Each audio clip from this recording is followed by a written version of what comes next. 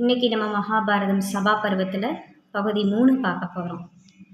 கிருஷ்ணன், அர்ஜுனன், பீமன் மூவரும் ஜராசந்தனை பற்றி கூறியவற்றை கேட்ட மன்னன் யுதிஷ்டிரன் ஜராசந்தனை கொல்வதற்கு அனுமதி வழங்குகிறான்.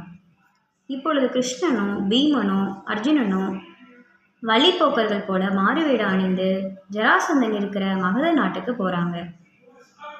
நள்ளிரவில் அரண்மனைக்கு சென்று ஜராசந்தனை துவந்த யுத்தத்துக்கு வரும்படி அழைக்கிறாங்க.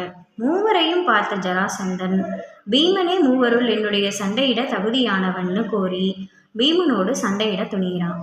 இருவருக்குள்ளும் சண்டை நெடுநேரமாக நடக்குது. பிறகு பீமன் ஜராசந்தனை 2 கிழிச்சு தரையில் போட்டுடுறான். ஆனால் 2 கிழிந்த ஜராசந்தன் 2 பகுதிகளும் மீண்டும் ஒட்டி கொண்டது. ஜராசந்தன் உயிர் பெற்று எழுந்து புதிதாக சண்டையிட துவங்குறான். இருவருக்குள்ளும் சண்டை நடந்து கொண்டிருந்த போது கிருஷ்ணன் வைக்கோல் ஒன்றை எடுத்து அதை 2 கிழித்து அதனை மாற்றி தரையில் போடுறான்.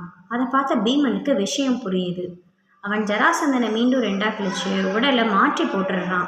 இப்போது கிழிந்த 2 பகுதிகளும் ஒட்டலை. அத்தோடு ஜராசந்தன் ஒழிகிறான். சிறையில் இருந்த அனைத்து ராஜகுமாரர்களும் விடுதலை செய்யப்படுறாங்க. அவங்க பெருமகிழ்ச்சி அடைகிறாங்க. ஜராசந்தனோட மகன் மகத நாட்டுக்கு அரசனாக்கப்படுறான். சண்டையில் வெற்றி வீரர்களாக மூவரும் இந்திரபிரஸ்தத்துக்கு திரும்புகிறாங்க. யுதிஷ்டிரன் அவர்களோட பராக்கிரமத்தை பெரிதும் பாராட்டுறான். மகத நாட்டில் தாங்கள் புரிந்த வீர செயலை துவாரகா வாசிகளுக்கு எடுத்து சொல்ல கிருஷ்ணர் துவாரகாவுக்கு புறப்படுறாரு.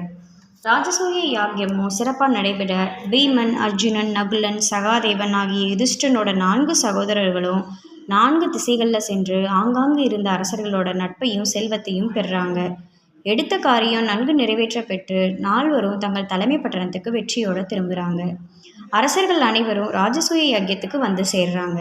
அஸ்தினாபுரத்தில் இருந்த முதியோர்களும் தாயாதிகளும் அந்த யஜ்யத்துக்கு அழைக்கப்பட்டிருந்தாங்க. இந்திரபிரஸ்தம் சொர்க்கம் போல இருந்தது. ராஜசூய யஜ்யம் அற்புதமாக நிறைவேறியது. பாண்டவர்களோட மேன்மையும் மகிமையும் மிளிர்ந்தது. இதன் காரணமாக கௌரவர்கள்கிட்ட வெறுப்பும் பொறாமையும் உருவெடுத்தது. ராஜசூய யஜ்யம் இனிதே நிறைவேறியது. வந்திருந்த விருந்தினர்களுக்கு வந்தனையும் வழிபாடும் செலுத்துவது கடைசி நிகழ்ச்சியாக இருந்துச்சு. இது போன்ற கதைகளை கேட்குறதுக்கு நம்ம சேனலை வாய்ஸ் ஆஃப் ஷனு சேனலை சப்ஸ்கிரைப் பண்ணுங்கள். மேலும் இது போன்ற கதைகளை கேட்குறதுக்கு நம்ம சேனலை ஃபாலோ பண்ணுங்கள். இது மாதிரி உங்களுக்காக நிறைய கதைகளை கொடுக்கறதுக்கு நான் காத்துக்கிட்டு இருக்கேன். வேறு எதுவும் உங்களுக்கு புதிதாக கதைகள் வாசிக்கணும் கேட்கணுன்னா அதை எனக்கு நீங்கள் கமெண்ட் செக்ஷனில் கமெண்ட் பண்ணுங்கள். உங்களுக்கு ஏற்ற மாதிரி நான் கதைகளை உங்களுக்கு நான் வாசித்து காட்டுறேன். அது மட்டும் இல்லாமல் இது போன்ற புண்ணிய கதைகளை கேட்குறது நம்மளை மனதை பக்குவப்படுத்தும். அதை ஒரு நோக்கமாக வச்சு தான் நான் இப்போ உங்களுக்கு இதை வாசித்து காட்டுறேன். இதை வாசிக்கிறதுனாலையும் சரி, கேட்குறதுனாலையும் சரி, இந்த மாதிரி நமக்கு எப்படி மனிதன் ஒழுக்கமாக வாழணும் அப்படின்றத எப்படியெல்லாம் வாழக்கூடாது, எப்படியெல்லாம் வாழணுன்றதை இது போன்ற இதிகாச புராணங்கள் நமக்கு எடுத்துரைக்குது. இதை தவறாமல் எல்லாரும் பின்பற்றுவோம். நன்றி, வணக்கம்.